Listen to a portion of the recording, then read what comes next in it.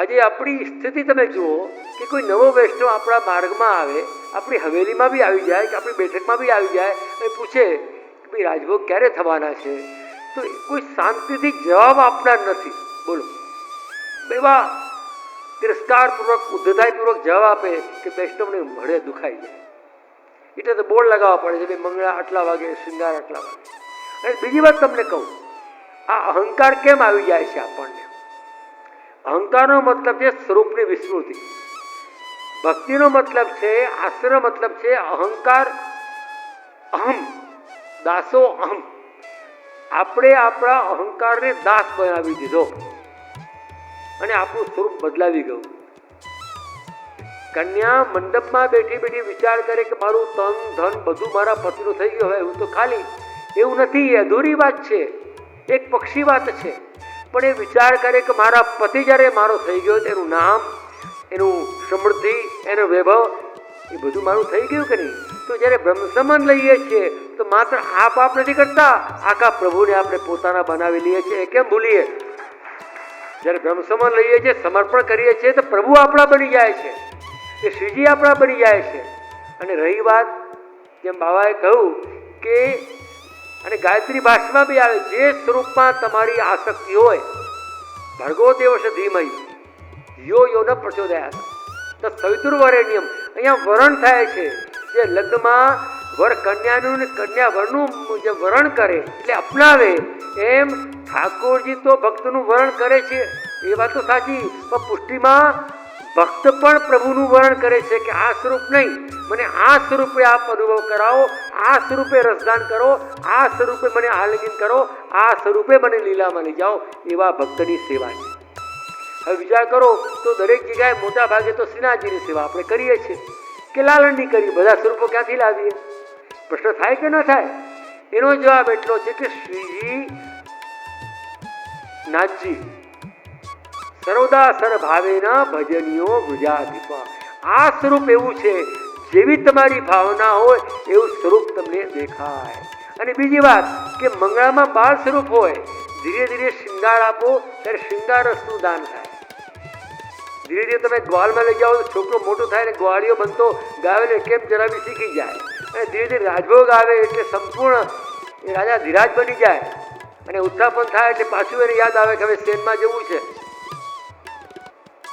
ઉત્થાપન એટલે બ્રહ્મનાથ, પ્રભુને જાગવાનું મન થાય. અને પછી સાંજે ગાય ચરાવીને ઘરે આવે તો ગોકુલનાથજી કહે છે, ઠાકોરજી જે સંધ્યા આરતી વખતે જ્યારે ઘરે આવે છે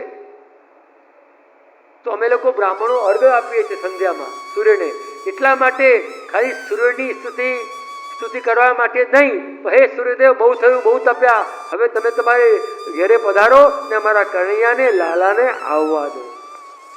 સાંજ પડે ઘર આવ્યો એને આવવા દો હવે, એટલે સંધ્યા આરતી. અને પછી શેનમાં ઠાકોરજી અમારા બાળકૃષ્ણલાલ આટલા હોય તો પણ સૈયા મોટી હોય.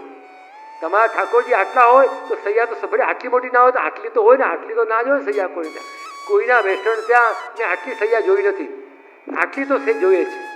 તો આટલી બી સૈયા હોય એનો મતલબ છે કે તમારા ઠાકોરજી જ્યારે પોળે છે ત્યારે સ્વામીજી સહિત પોળે છે. એકલા પોળતા નથી, એ તમારા વેણુજી જે છે ને એ સ્વામીજી છે. સ્વામીજી સાથે ન બિરાજતા હોય તો પણ ઠાકોરજીની બાજુમાં વેણું પધરાવીને પોળાવા, એટલે યુગલ રસનો ભાવ થઈ જાય. રસના યુગલ રસ નથી બોલ, એટલે પોળાડતી વખતે ઠાકોરજી કિશોર લીલામાં થઈ જાય છે. એટલે ભાવ તો તમારો જે કરો એ ઠાકોરજી સ્વીકારે છે, એ જ ભાવ સ્વીકારજો તમે કરો છો. અને ઘણીવાર વૈષ્ણવ સેવા કરતી વખતે કે અમે એક જ ટાઈમ સેવા કરી, ભલે એક ટાઈમ સેવા કરો કંઈ વાંધો નહીં, પણ મંગળાના સેન સુધીનો ભાવ તો કરવો જ જોઈએ. ઘણીવાર શું થાય, વૈષ્ણવ રાજભોગ ધરે પોતાના ઘરમાં, મિશ્રી, મેવો, દૂધ, બધું શૃંગાર વડા કરે અને પોળાવી દે. પણ એક વસ્તુ ધ્યાન રાખો, શૃંગાર વડા કરીને સેન ભોગના ભાવ મેવો કે દૂધની કટોરી ધરી અને પછી પોળાવા. નહીં તો સેન ભોગનો ક્રમ રહી જવાથી ઠાકોરજીના નેત્ર લાલ થાય ને આપણે મોતિયા વહેલા આવે. ઘણા વૈષ્ણવને મેં જોયા છે. હું એકવાર જતીપુરા ગોકુળ ગયો તો એક બેન હતા, કમલાબેન મરજાદી, ખંભાળિયા ગામના. તો આમ કરતા કરતા આવ્યા. મેં કીધું કેમ, તમારા ઠાકોરજીના નેત્ર વારંવાર પડી જાય છે? તો કે હા, બાબા તમને ક્યાંથી ખબર પડી? મેં કીધું તમારા નેત્ર જોઈને આમ આમ કરો છો એનું જ કારણ. આ ઠાકોર જેવું તમે કરો એવું જ તરત કરી બતાવે. યાદ રાખજો તમે, સૌથી વધારે ખોવાઈ જાય તો ઠાકોરજીના નેત્ર અને ચીબુક. આ ચીબુક કેમ ખોવાઈ જાય છે? નથી કહેતા હનુમાન, આ ટોળીને હનુ કહેવાય છે. આ ઠાકોર જ્યારે સ્વામીજીને મનાવે તો આમ પકડીને આમ મારા સામું જુઓ, અને હનુમાન કહેવાય. આ ટોળી આજે છે ને હનુ, અને અધરામત તો રસની જે પડે છે ને અહીંયા ચીબુકમાં પડે છે, અને આપણને અહીંયા આવી જાય છે અભિમાન, અને અભિમાનના કારણે રસ અહીંયા આવતો નથી.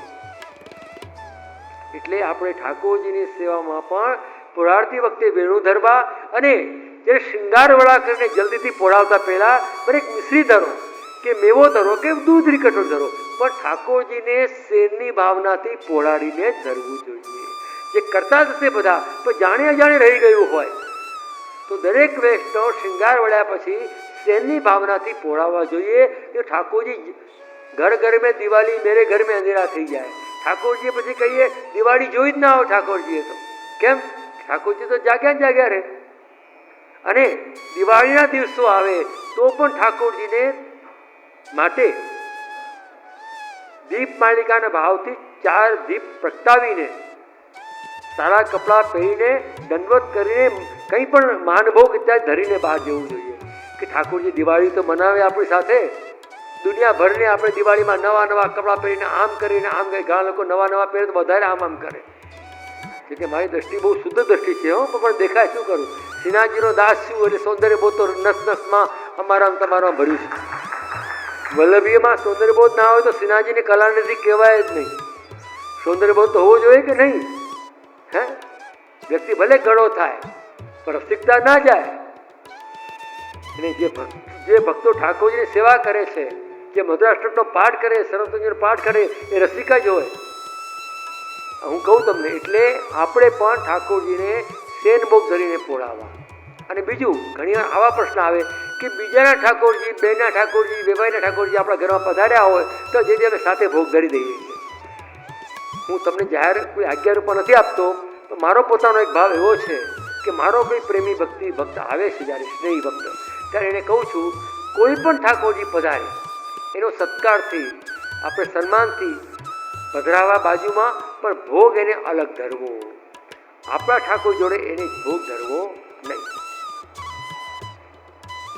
કારણ શું? કે આપણે આપણા ઠાકોરજીનો અધરામત લઈ શકાય, એ એના ઠાકોરજી, એનો પતિ છે.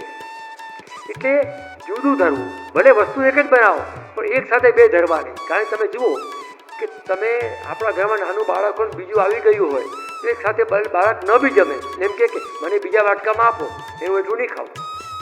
કે ના કહે? તમારા બેનપણીના વર આવ્યા હોય, તમારા વર બેઠા હોય તો મને ભેગા જમી લો, તો કે ના હું તારો વર છું, મને જુદું આપ. કે ના કહે? એમ ઠાકોરજી પણ એવું કહી શકે કે એવું એટલું. કારણ કે એટલું ક્યારે કહેવાય? જે પહેલાં ઉઠી જાય અને રે એટલું.